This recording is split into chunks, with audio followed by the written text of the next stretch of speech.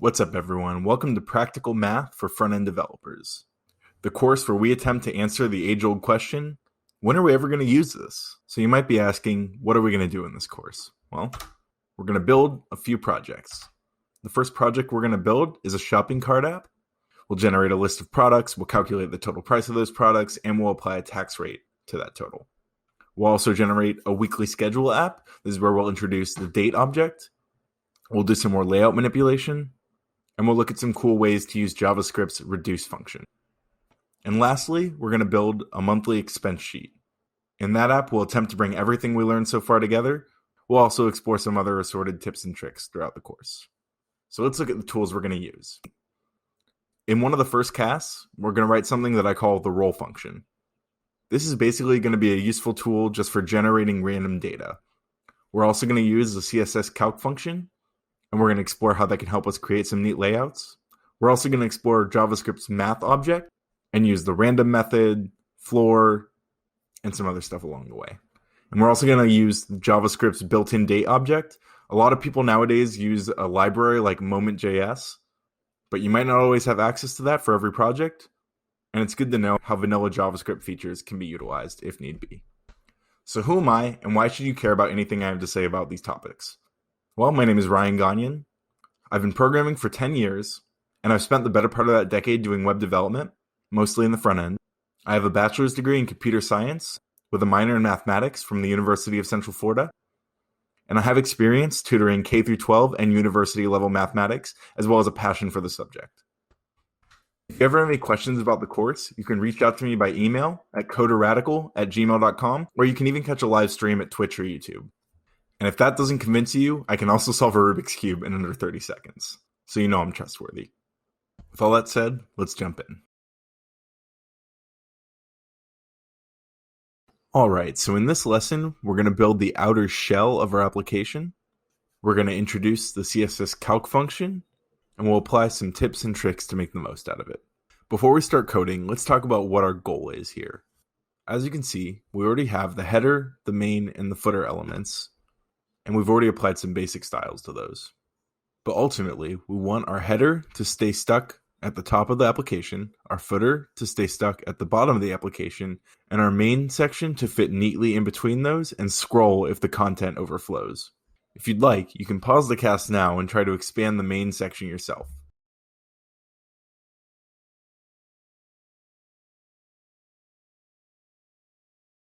So what we're going to do is go into the main CSS selector, and we're going to set the height to 100 VH, which is 100% of the available view height. So now our main section is the size of our browser's view height, but we have a problem. Our footer isn't visible. If we scroll down, we can see it, but we want it to be visible all the time, along with our header. So what we find is that we don't actually want the main to be 100% of the view height. We want it to be 100% of the view height minus the height of the header and the footer. Now we could accomplish this using JavaScript by selecting the header, checking the height, selecting the footer, checking the height, and then subtracting those values from the main height, but that seems like a lot of work. So let's see if we can do it just in CSS. So how tall is this header section? Let's take a look at the CSS. The font size is 1.5 rem, and the padding is 1 rem. So that means that the word header is 1.5 rem, and then above it we have 1, and below it we have 1 rem of padding. So if we go back to the height, we can use the CSS calc function and say 100 view height minus font size, which is 1.5 rem, and then the padding, which totals 2 rem. So we're a little bit closer now, but we still have to subtract the height of the footer. If we take a look at that selector, we basically have the same thing. 1.5 rem font, 1 rem padding. So let's move to the next line. Minus 1.5 rem, minus 2 rem. And there we go. Our main fits snugly between the header and the footer. So what if we decided we wanted to change the padding of the header, or the font size for that matter, or anything in the footer? If we decided to do that, we would have to change the value in the respective selector as well as the value in the calc function in the main. There's got to be an easier way. If you'd like, you can pause the video now and try to come up with a solution to this where you only have to change the value in one spot.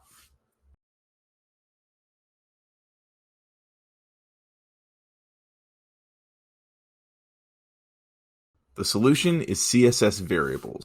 So let's have an all selector. If we set up variables inside here, then we can access them all throughout our application.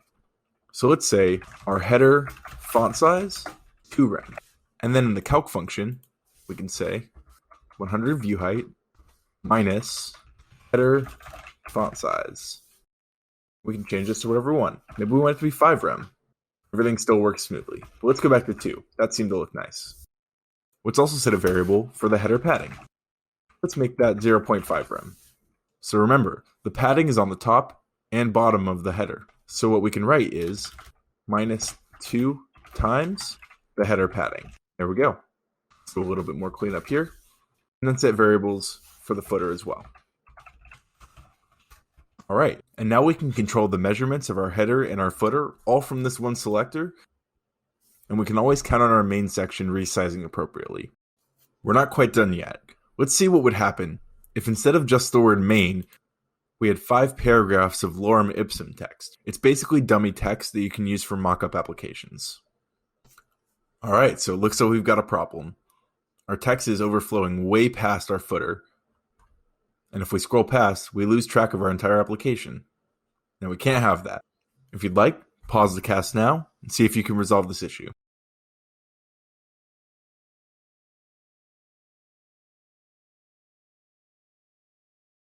The solution is pretty straightforward. All we have to do is add one line in our main selector. We set the overflow of the y-axis to auto. And there you go. Now we can scroll through the application cleanly, keeping our header and footer intact and in place. Alright, so in this cast, we're going to write something called a roll function. As we go about front-end development, we often find that it's useful to generate random data so that we can test out the layouts that we've been designing. Let's say, for example, that we wanted to generate a list of users. We have to pick a name from a list of names. We can generate a random age. We can also generate a random height. To accomplish this goal, the main thing that we need to be able to do is generate random numbers. And luckily, JavaScript has a method that does just that, math.random. Now, math.random returns a random floating point number between 0 and 1. It can theoretically include 0, but it will always be less than 1. So we can represent that mathematically like this. But we want something a little bit more powerful than that. Sometimes we want to be able to generate numbers between 10 and 30. Sometimes we want to generate whole numbers. Other times we want floating point numbers. We have a lot of variation. So we need a way to take what we get from math.random and manipulate it to meet our goals. We want a roll function that takes in a min and a max and returns a value n that's greater than or equal to the min and less than the max. So how do we do this? Well, we're going to be doing a little bit of algebra. Don't worry, it's nothing too complicated. But if you want, this might be a good time to pull out a pen and paper and work alongside me. So our goal is going to be the format listed here. We want a formula for r in terms of n. So let's first work this out. As if we're generating a number between 1 and 6, we want to simulate rolling a 6-sided die. And we could write that as 1 is less than or equal to n is less than 7.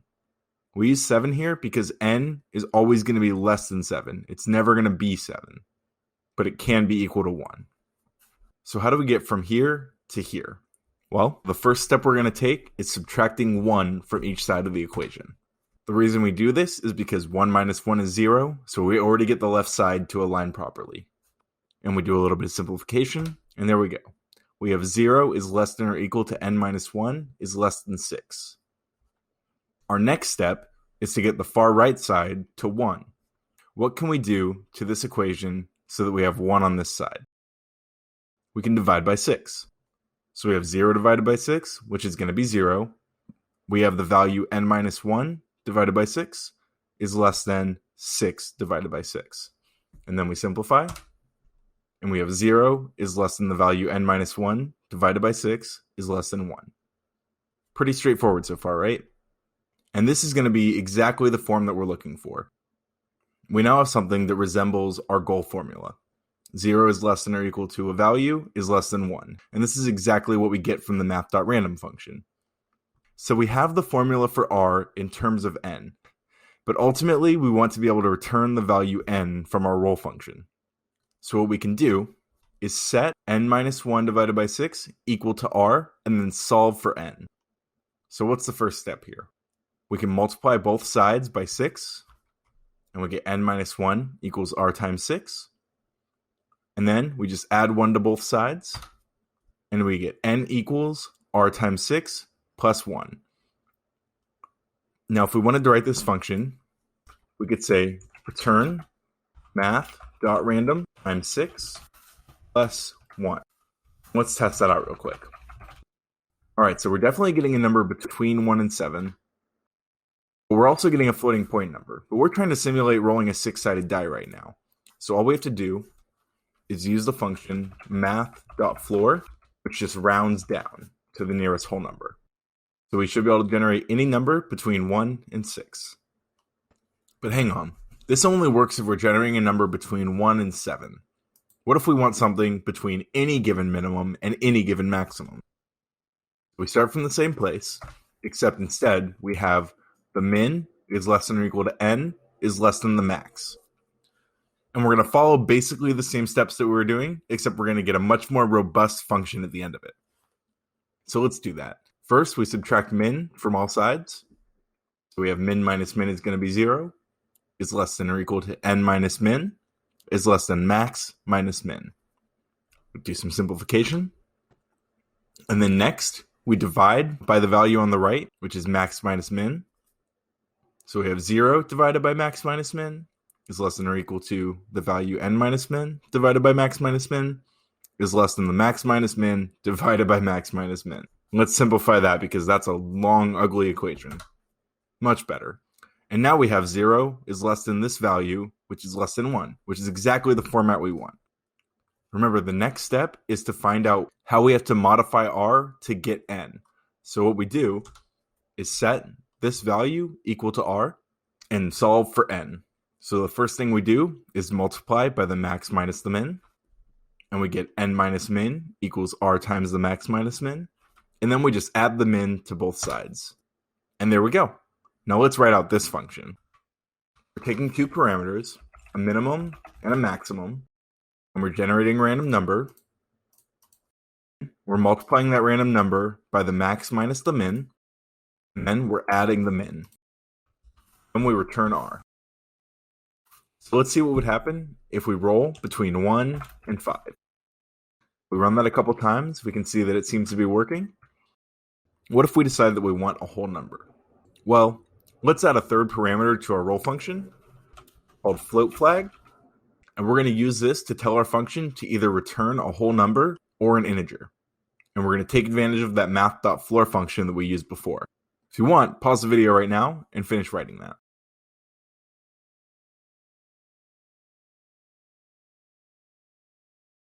So all we have to do is instead of just returning r, we say return, and then we check for the float flag.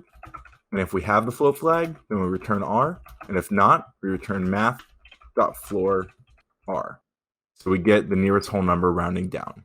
So normally, when we run the roll function, we're getting a whole number. But if we add in the float flag, then we get a floating point number. So let's do a little bit of simplification here. Instead of times gets, let's put this on the same line. And also add the min on this line as well.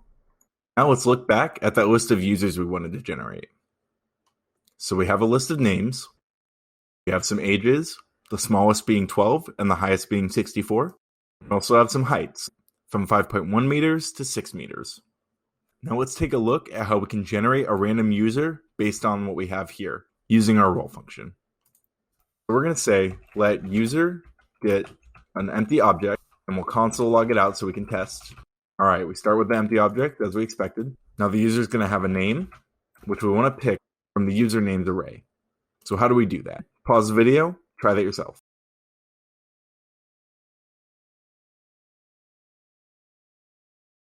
All right, so the way to do this is to type usernames, and then we want to pick a random element from that list. So we either want something at index 0, 1, 2, or 3.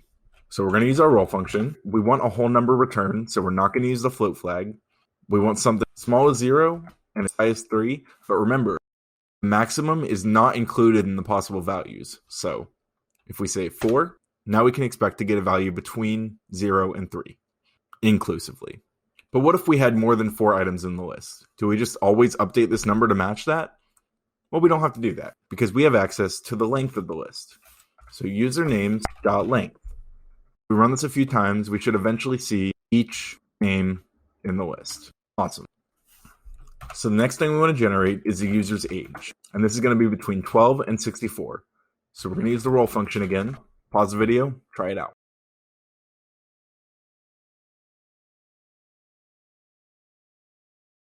So again, we want a whole number, this time between 12 and 64, but we're including 64.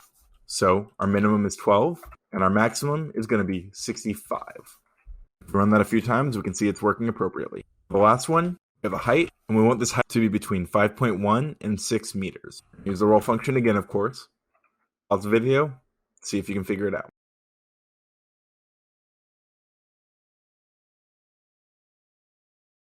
So our minimum value is 5.1, and our maximum is going to be 6, but we can actually say 6.1. We actually want to be able to get 6 meters, and this is going to be a floating point number. So we'll put our float flag in. Let's run that right now and see what we get. Okay, so it's working, except we're getting a long floating point number. The heights that we've looked at are all rounding to the nearest tenth. So let's do that here by applying 2 fixed 1. If we wanted to round to the nearest hundredth, we could say 2 fixed 2. But let's stick with 1. All right, so that's our roll function. We're going to be using that a lot throughout the course, so definitely play around with it and try to get used to it. If you didn't fully follow all the algebra that got us here, that's totally fine. What we're really focused on is being able to use the roll function to generate data. All right, so in this cast, we're going to use the roll function to generate a list of random products. We're going to generate prices, and we're also going to generate a count of each product that's being purchased. Let's go ahead and jump right into it. The first thing you'll see is that we have an array of possible products. I just pulled all these from the food section on Emojipedia. Now we want a list of 5 products randomly chosen from our list here. And there's a few different ways we could do this. We could start off by creating an empty array, and then writing a for loop, and then push to the products array. But in the age of ES6 and higher order functions, there's a growing sentiment that if you're writing a for loop, you're doing it wrong. So what would we recommend instead? So the first thing we could try is creating an array of size 5, and let's see what that gives us. But when we try to map values to this, find that it doesn't work. What can we do about that? We can use the spread operator. Now, an array of all ones. And what do we do here? A little underscore because we don't need this value, and we have the index. So let's start off by giving each of our products an index. All right, so far so good. Now for the title, we want to pick a random product from our list of possible products. So this is where our roll function comes in. Say, possible products. We're trying to get the item at index something. But where does that something come from? Well, again, we're going to use our roll function. So we want a value in between 0 and the length of the array. So possible products.length. There you go. Every time we refresh, we're getting a different list of random products. Now let's generate a price. And this price is going to be in between $1 and $10. So roll 1, 10. And we want a floating point value because it's a price. So we put our float flag in. All right, but now we have these really long floating point numbers, and we just want a dollar amount. So instead of 2.28184, we just want 2.28. So we can apply 2 fixed 2, and now our price will only go to 2 decimal places. Now, if we're shopping for watermelons, we almost certainly don't just want 1. Sometimes we're going to want 2, 3, maybe even 5. So let's say we want to generate a random count in between 1 and 5. Say count is roll 1. And remember, with our roll function, the upper bound won't be included. So if we want the possibility of 5 items, we have to set the upper bound to 6. And there we go. Now, if we look at our index, we can see that we have an ID of shopping cart on the main section, and then we have a div with the ID of products. So the first thing we need to do is get the element that we want to insert the HTML we're going to write into. Let's store that in a variable called products element. And the way we get that element is by writing document dot get element by ID, and then products. Now we need to write the HTML. So let's create a variable to hold it. We'll call it cart HTML. Now let's initialize it. Now let's take our products array before each. For each takes in a function, and that function takes in one element from the array. And what we want to do for each of these products is cart HTML, and we want to add a div with the class of product. Let's just write something in there so that it shows up on the screen. We actually have to insert that cart HTML into the products element, and we can do that by saying products element inner HTML gets cart HTML. And so now we have I'm a product listed 5 times, but we don't want to say I'm a product. We want the actual products. So let's do that. We're going to write 3 separate divs here. We're going to write one that has the product title, one with the product price, and one with the product count. And we'll add a couple extra things to make it look cleaner, like an emoji $sign and an X in front of the count. So our data is loaded on the screen, but it needs to look a lot cleaner. So let's get to work on that. Let's hop in our style tag here. For our product class, we'll start by increasing the font size and setting display to flex. All right, so now these are lining up horizontally. Add some padding and a margin. So there's a couple ways that we could spread out this data evenly in each product tag. But the way that we're going to do it is by taking our product tag and then div. So we're applying style into each div inside of the product class. We're just going to set the width to be calc 100% divided by 3. And let's also add a border and a background color. And we'll do light green to match the header and footer. And that's going to be it for this cast. In the next one, we're going to calculate the total price of all the products in our cart. And we're also going to generate and apply a tax rate to our cart total. All right, so in this cast, we're going to use the higher order function reduce to calculate the total cost of all the products in our cart. We're going to use the roll function to generate a random tax rate between 5% and 9%, and we're going to round that to the nearest tenth. And then we're going to apply that tax rate to the total price of the products in our cart. Let's get started. So I'm first going to write the basic outline of what we need for our reduce function. Let cart total get products.reduce, and then we have a function. And it also takes in an accumulator. We're going to start at 0. The function that we pass into reduce takes in 2 parameters, the accumulator and the iteratable object, which is our product. So if you'd like, you can take a moment right now and try to write this function yourself.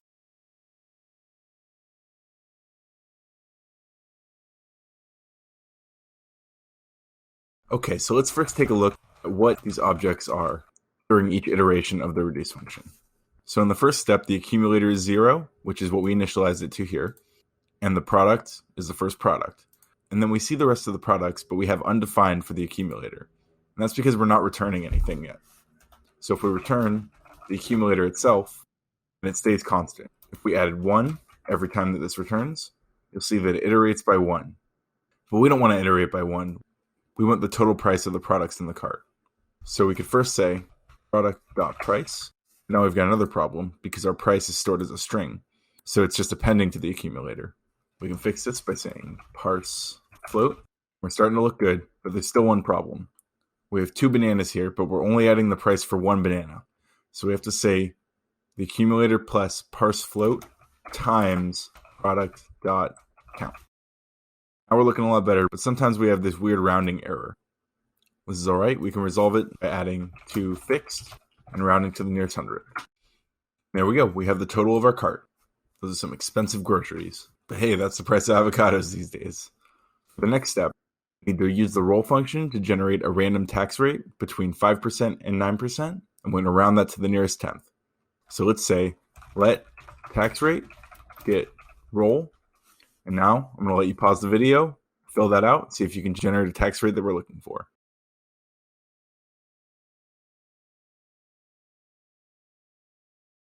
Now remember, our roll function takes up to 3 parameters. So let's say the minimum is going to be 5%, max is going to be 9. We want a floating point number, so we're going to add our float flag in.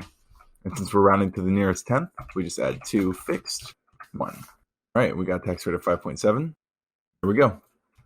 And the last thing we're going to do in this lesson is apply that tax rate to our cart total. And we're going to do that by writing a function called taxed. It's in a value, and it's going to apply the tax rate to the cart total. We should be able to use this function to write let taxed total get taxed applied to cart total. If you want to pause the video, give that a shot.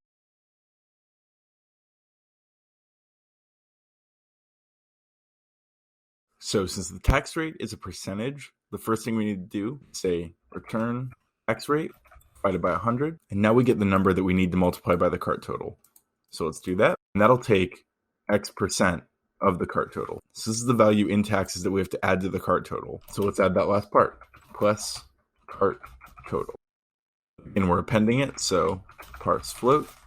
And let's add to fixed. And that's basically going to be it for our shopping cart app. So in this shopping cart bonus challenge, we're going to generate a random weight for each item in our shopping cart. We're going to update the view to include that weight, and then we're going to find the total weight and display it down here. So we're going to use the roll function and generate that random weight before anything else. Weight gets roll. Let's say we want a weight between 6 ounces and 20 ounces.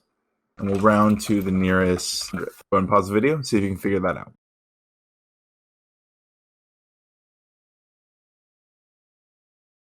All right, so our minimum is 6 ounces.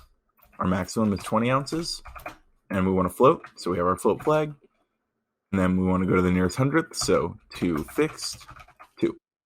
All right, so our weight's generating all right, but before we display it, we need to make one change.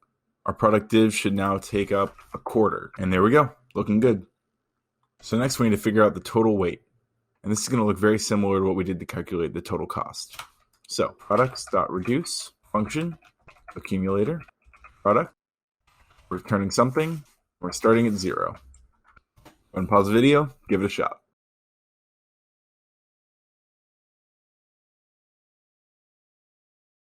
All right, so we're basically using the exact same line that we used from the cart total. We're just going to copy that, paste it in, and replace price with weight.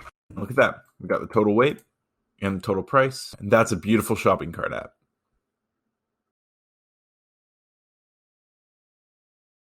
All right, so in this cast, we're going to learn about the JavaScript date object. Let's start out with the simplest example we can.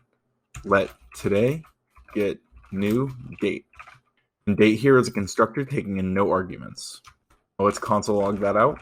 And you see the date that this is recorded on, May 22nd, 2020. So that's the easiest way to create a date, but there are actually 4 different ways that we can construct a date. The second way that we can create a date object is by saying new date and then passing in the year, the month, the day, hours, minutes, seconds, and even down to milliseconds. So what's especially useful about this method of creating a date is that we can actually be less precise. We can get rid of milliseconds, seconds, minutes, hours, day. We can even go down to just year and month. However, if we remove the month, then we're actually looking at an instance of the next kind of constructor. This is where we create a date just by passing in the date represented in milliseconds. And we'll get to how that works towards the end of the cast. Final example, passing in a date string, which is simply, as it sounds, a string that represents a date. For example, October 13th, 2014, 11 hours, 13 minutes. And let's print this one out. Okay, as we expected, 2014, 10th month of the year, and the 13th day of the month. So let's look at a real example, second constructor we looked at. So for the year, let's say 2015, month 3, day 11, hours 20, minutes 15, seconds 32, milliseconds 51. Let's take a look at what this gives us. And all right, we see that we get the 4th month of the year, which is April, but we passed in 3, which we would normally associate with March. The reason for this is because the date constructor actually takes in the index of the month rather than the number that we would normally associate with it. So 3 is actually the 4th month, and 0 would give you January, the 1st month of the year. And if we deleted some of these parameters like we talked about earlier, you can see they go to the default 0 milliseconds, 0 seconds, 0 minutes. So we can be as precise as we need to be. So you can write out the full year, or alternatively, you can actually write a 2-digit year. This will give us 1915. The reason for this is because the year starts counting at 1900, so we can use the 2-digit years to access the previous century. Now let's keep using this date object we've created here and see how we can access some of the specific data from it. For example, if we write d.getMonth, we're using a method that lets us access just the index of the month. So as you see, we get 0, or January.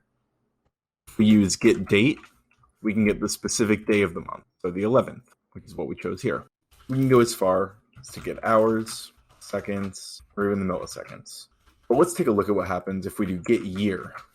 So we get 15, which is what we set here. But what if we set the year to 2020? Now we get 120. Again, this is because we start counting the years at 1900. So 120 years later will be 2020. But normally we're going to want the year to be in the format that we presented here. So we can just write get full year instead of get year. And as you can see, that works out as expected. The date object doesn't just have methods for accessing data, it also has methods for setting data. For example, it's a d.setYear and say 2011. You'll see that everything else stays the same, but we just updated the year to be whatever we wanted here. Using setYear, we could also set the year to 1912 by just writing 12. But if we want to do full year, we're going to want to write 2012. Or in that example, 1912. We can do the same thing with hours, minutes, the month, seconds, and even milliseconds. One other useful thing about these setting methods that they give us the date that we set here in milliseconds. And that's useful because we can create a new date object based on that. So instead of let updated date being the milliseconds that we got there, we can actually create a new date object. And there we go. If we go back and look at this number of milliseconds, what does this number mean? Well, it's simply the number of milliseconds that have passed since January 1st, 1970, up until the date that's represented here. All right, so now we're going to start building our weekly schedule app. We're going to introduce the date object. We're going to write a function called getNextDay, which takes in a day and returns the following one. We're going to generate a list of random tasks to be done on each day of the week. And we're going to write a function to build out the week. So let's get started. The first function that we're going to write is called getNextDay. We already have the first day set up. For consistency, I just set this to be the 1st of March, 2020. Because you are almost certainly watching this cast in the future. We have our roll function and we have a list of the weekdays so that we can access those. All right, before we jump into writing the getNextDay function, pause the video and try to write it yourself.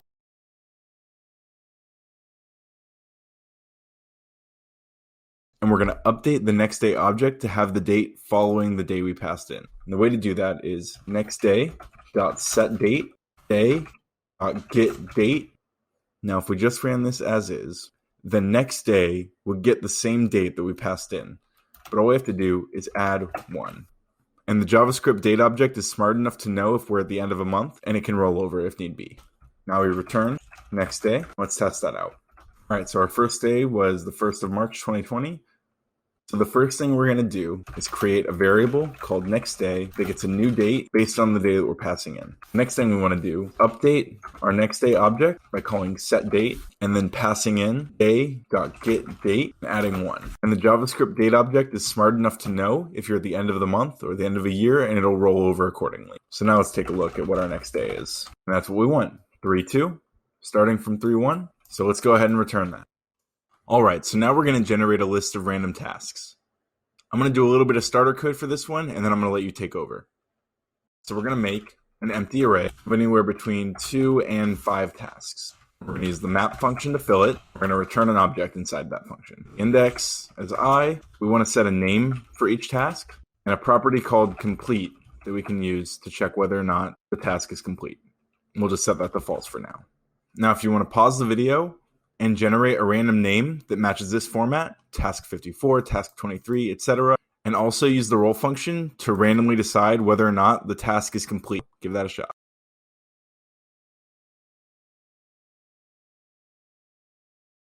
All right, so this should be pretty straightforward. I'm going to place the name with these backticks and say task, and fill that with the roll. Let's number the tasks anywhere from 1 to 60. And instead of just setting it to false, let's say roll 0 and 2. The potential values we can get from that are going to be 0 or 1, which evaluate to true or false. So we can use the ternary operator and say true or false. Let's see what we get. Beautiful. And now we're going to build an array of days that represents the week. And we're going to use our getNextDay function to do that. And we're also going to use generateTask to generate tasks for each day. All right, so we're going to return the array size 7 because there's 7 days in a week. And we're going to map to that, return an object with an index of I. We want to be able to access the date object for each day. We'll set that to null for now because we have to do some setup. And we'll generate some tasks. We're just going to type the generateTask function. Let's see what we get so far. We'll build a week starting at the first day. All right, so that's looking good so far, but we got to fill in that date. So when we're returning this object, we also need to advance to the next day each time. So the way we can do that is before we return, we can store date in an object like this, set the date to the current day, and then update that day object. Get next day, and then we return weekday. And that's going to be it for generating data for this app. So in the next section, we're going to actually build the layout.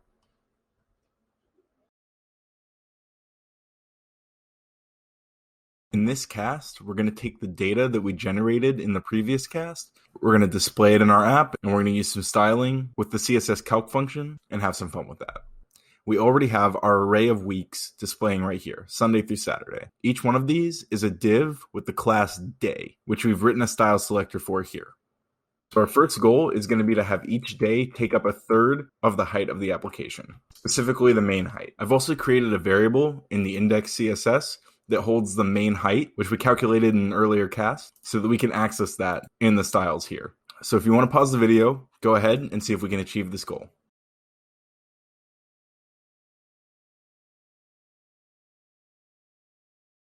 All right, so let's first set the height to our main height variable and see if we do that, then each day takes up 100% of the view height of the main section.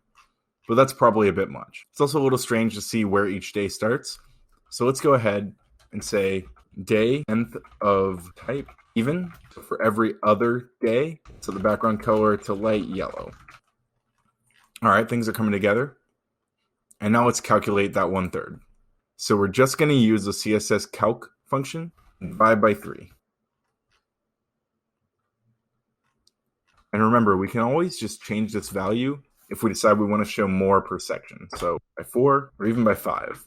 It might get a little tight. You could even theoretically have different settings for your weekly schedule, like a 3-day view and a 4-day view. But for now, let's stick with 3. All right, so now we're going to jump back and take a look at how we got here. So we generated the schedule HTML by using the reduce function with an accumulator that was adding the text of each div, and we were getting the weekday using the date's getDay method and plugging that in as the index of the weekdays array. And now we want to display our tasks for each day, so we're going to do something similar here. But we're going to write a function called tasks to HTML, takes in an array of tasks, it returns the results of a reduce function, tasks.reduce. We have our accumulator and our task. And remember, we have to set our accumulator. So we're going to start with an empty string. And then we're going to return the accumulator plus, and then we're going to write some HTML. So I've already written some styles in the tasks.css. So we're going to return a div with a class of circle container. And inside of that, a div with a class circle and a label as a task number. And back in our schedule HTML, we'll add a div with the class tasks. Then we'll use literal tasks to HTML on the day's tasks. All right, so our tasks are all being added, but unfortunately they're all stacking. So let's go back into our index and say tasks has a display of flex and flex wrap, much better. Let's actually also add justify content space around. Very nice. But we're not actually displaying the names of our tasks. Remember, we randomly generated a title, task, and then a number. And we also generated whether or not the task was complete, but none of these are marked as complete. So let's go back into our JavaScript, and we can use a ternary operator right here to conditionally add class. So we check task.complete, and if it is complete, then we add checked. And otherwise, nothing. Okay, so now we can see if the task is complete, but let's also replace task number with task.name. There we go. We have our random tasks. We're looking good so far. What if we wanted to know how many tasks were complete for each day? Well, let's write a function to check. We'll create a function called getDayTasksComplete. That's in a day. Now we want to return the number of tasks that are complete for a given day. Go ahead and pause the video, give that a shot.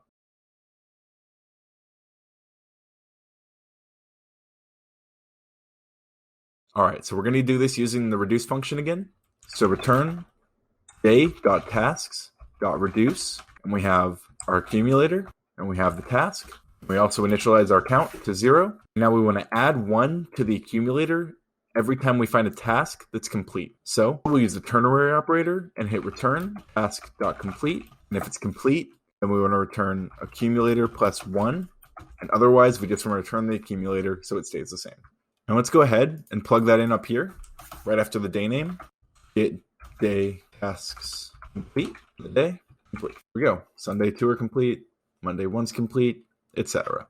Looking good. But what if we want to know how many tasks are complete for the entire week? Well, let's use our get day task complete function to do the same thing, but for a week. So function get week tasks complete takes in a week.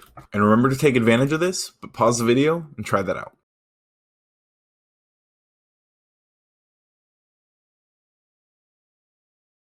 Okay, so we're going to return week.reduce. Remember, we have our accumulator and a day running at 0. And in each iteration, we want to return the number of tasks that are complete for a given day. So return accumulator plus, and then we can use our get day task complete function, pass in a day. And let's just test this out with our week array. All right, so it says 7. Let's count. 1, 2, 3, 4, 5, 6, 7. Awesome, we're looking good. Now let's display that on top of our weekly schedule. And we can actually do that right down here. Let's say, make a div called weekly summary. And we want to display get week task complete for the week, and then add schedule HTML at the end. All right, so up here we've got 13 tasks completed, but now we've got a problem. Now each day is still taking up 1/3 of the main view height, but Tuesday is being pushed down a little bit. And that's because we're not accounting for this up here. So let's go back into the index. And remember, we called that section weekly summary. And let's do a little bit of styling for this before anything else. Put the font size to 1.8 rem, and we'll do some padding, 1.2 rem. Now remember, if we want to use these elsewhere for our calculation, we want to store them in an all selector. So let's do that now. All right, things are still looking good, but now we want to set the height of each day to account for these variables. All right, so if you want to pause the video and try that yourself, go ahead.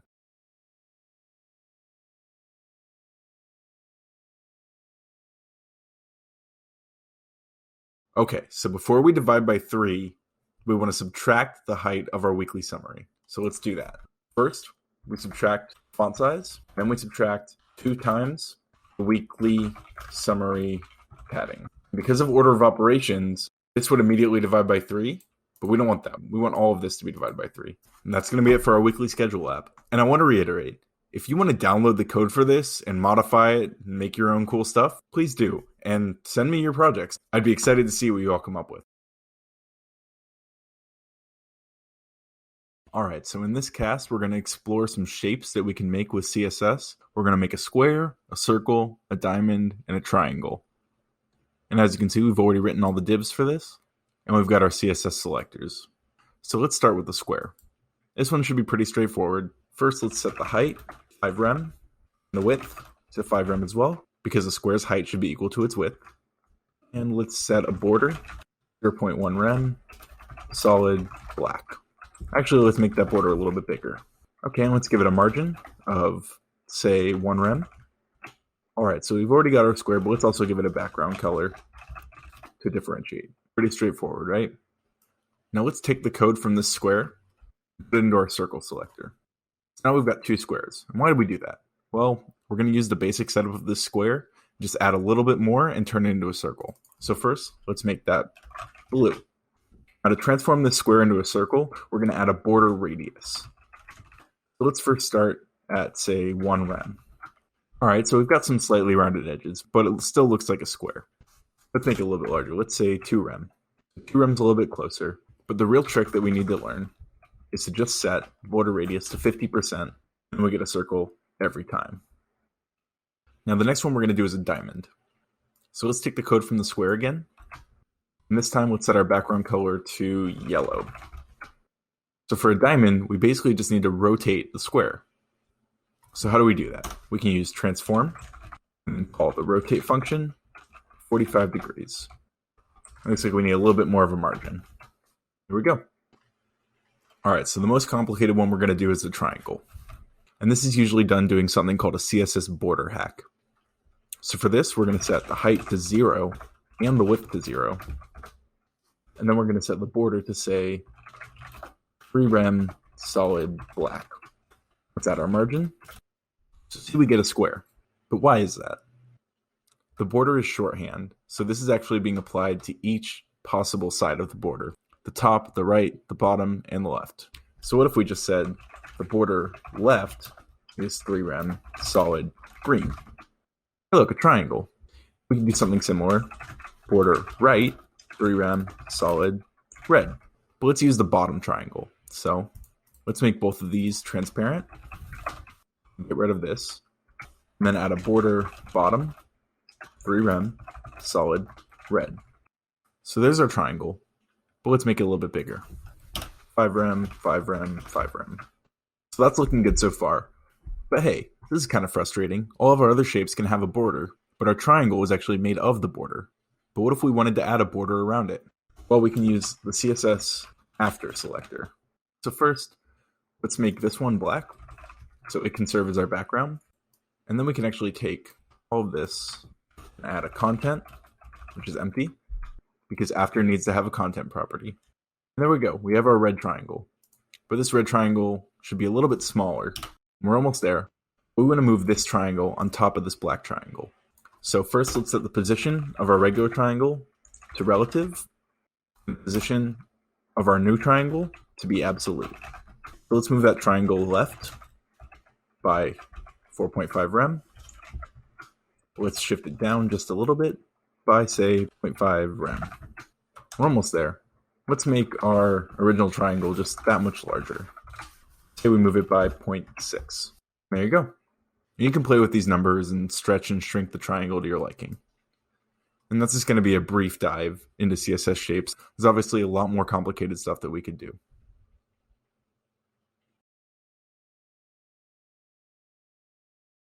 All right, so now we're going to move on and work on our monthly expense sheet. We're going to write a function to build out the month, creating an array of all days in a month when given a date, and a helper function that we're going to need to do that is this one, get days in month, which is going to take in a month and a year, and it's going to return the number of days that are in that month, so we know how large to make the array. And then we're going to write a function to display the month in our HTML, and we're going to do some styling for it. Let's get started. So we want to start off by building our month array, but the first issue that we're going to run into while building this is that our code doesn't know how many days are in the given month. So let's do a couple things. First, let's run our build month based on the start date we have here, 15th of March, 2020. So to write this build month function, we're going to first need to write the get days in month function. So this is actually a pretty easy function to write. We're just going to return a new date object, and we're going to pass in the year, the month, and then a 0. And now let's see what this gives us for January 2020. So you'll see that we're getting the 31st of January. That's because setting the date to 0 gives us the last day of the month. And you'll see if we type in February, we have the 29th because it's a leap year. So we have a date object with the last day of the month. So all we have to do is write dot get date. And there we go. 29 days in February, 30 days in April, 30 days in September. All right, so now that we can get the number of days in the month, we can start building the array we need. So to call that function, we need the month and the year. So let's go ahead and console that out. To get the year, we're going to type day.get full year. We have 2020. And then for the month, we're going to write day.get month. We'll see 2, but we're in March. And that's because we're actually getting the index of the month. So to get the number that we want to pass into this function, we just add 1. So now we have our arguments. So let's store that in a variable. Let days in month get, and then we call get days in month, and it takes the month and then the year. Month is going to be day.getMonth plus 1, and the full year. Now let's print that out. We have 31 days in the month. That looks right. So now let's create our array. let month get, make a new array of size days and month, and then we're going to map. And for now, let's just return an object with an index of I. Return month. Let's console that out. So it looks like that's working, but we want to store the date of each day in the month. So let's create a variable called iterable day, and we'll make a new date based on the day, and we'll set the date of the iterable day to 1, so it gets the first of the month. Make sure this is it, March 1st. Perfect. Instead of returning immediately in our map function, let's let month day get this object, so we can add a date property of iterable day, and then let's iterate the day. So iterable day gets get next day, iterable day. Look at that. Now we're getting somewhere. And let's also add a property, an empty array called expenses, and we'll get to that later. So the next thing we want to do is take that month. Let's write a function that prints it out. Remember, you can do this using the reduce function. And each day should print out a div with a class day, and then the day of the month. So the 3rd, for example. So now I'll give you a chance to write out this function.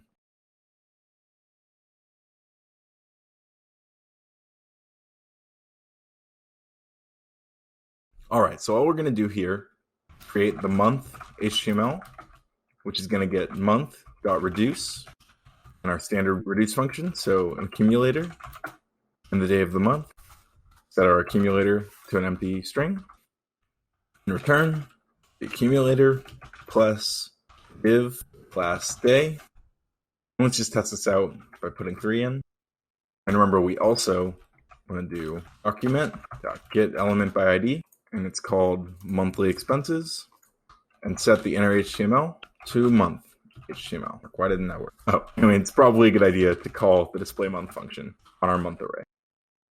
All right, so that seems to be working. Let's replace 3 with the actual date. Say day.date.get date. All right, so that's looking good so far. And now that we've got our days displayed in our HTML, let's go ahead and jump into our index and give it some style. So the first thing we're going to do is style monthly expenses with flex display and make sure that that data wraps. And now let's style the individual days. So let's use calc. Set the width to calc 100% divided by 3. I'm good so far. And then for the height, we'll write calc. Remember, we have our main height variable. We'll divide that by 4. Starting to look good now. Let's also set a border. These are wrapping. Remember, we can fix that by writing box sizing, border box, so it accounts for the border. There we go. Let's also set the background color of every other day to be light yellow. So day, nth of type, even, light yellow. All right, looking good. And that's going to be it for the layout of our monthly expense sheet. In the next section, we're going to generate some random expenses, and we're going to display those as well.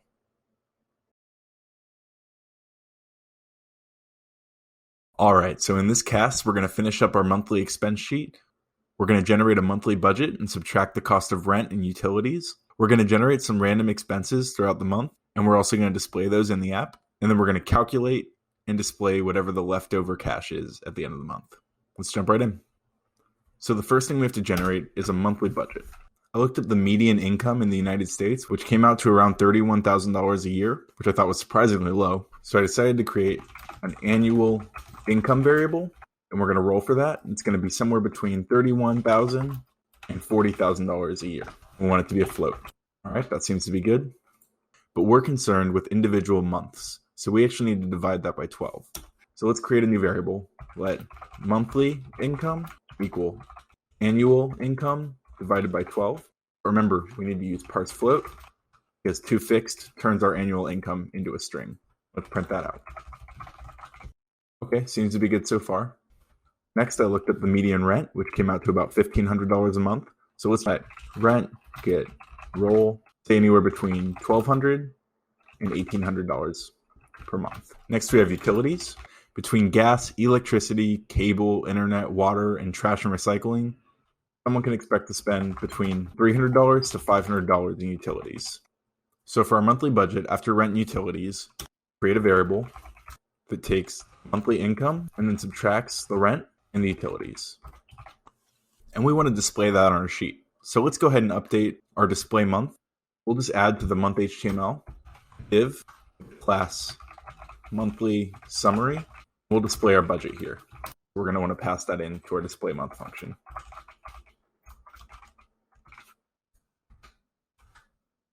So let's move this function down here. All right, and see we're getting the rounding issue. So let's just add to fixed.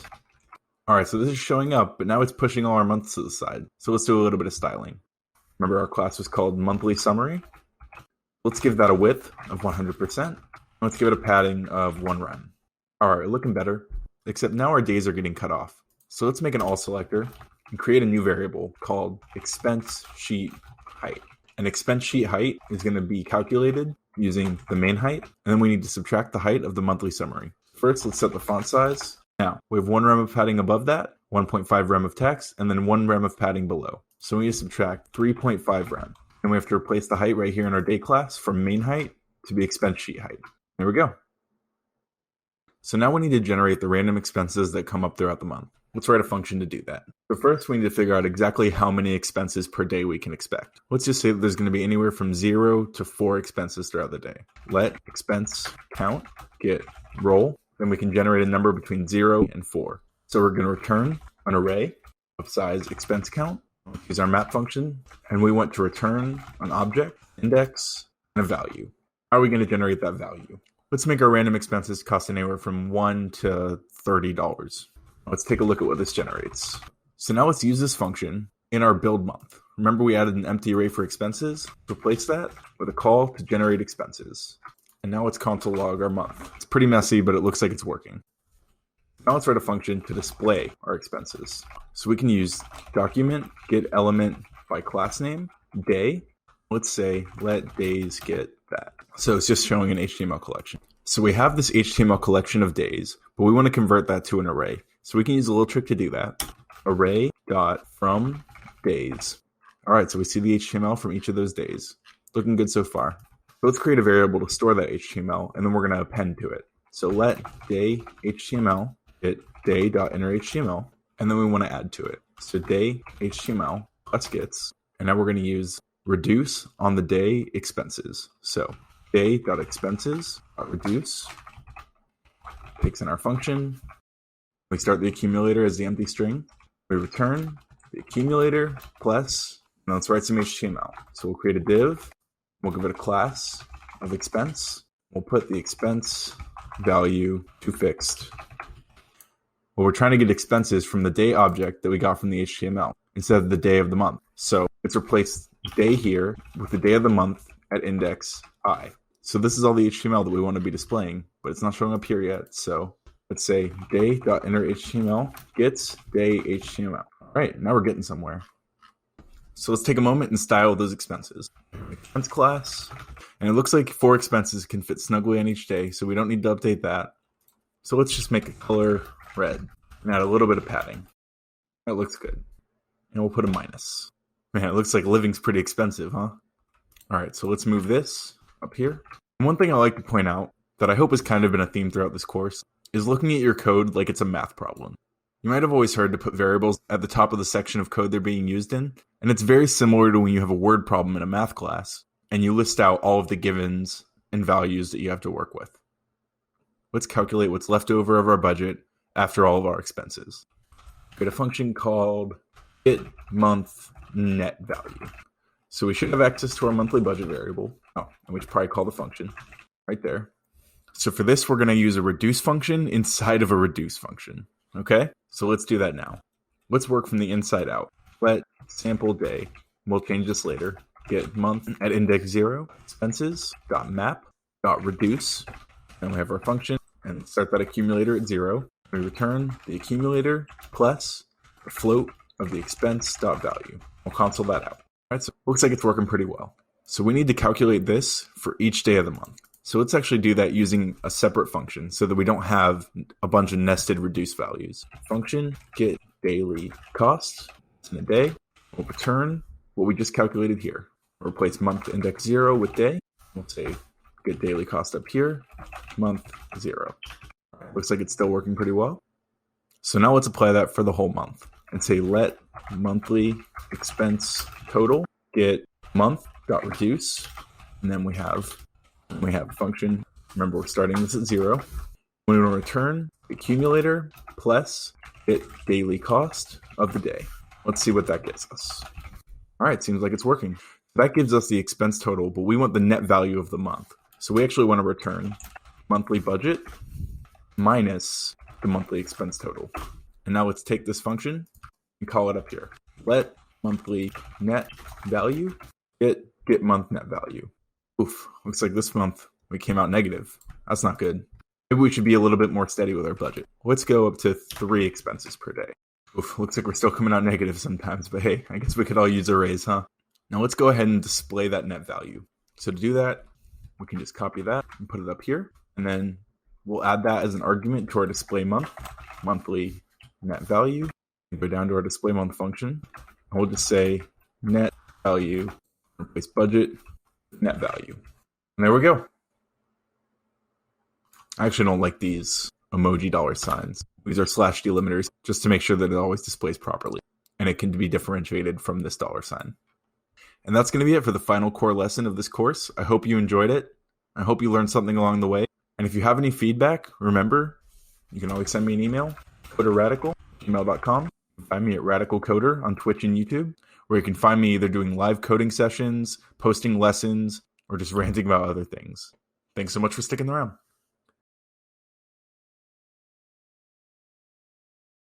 And that's it for this course. I hope you enjoyed it, and I hope you learned something new. Let's take a moment and review what we learned throughout.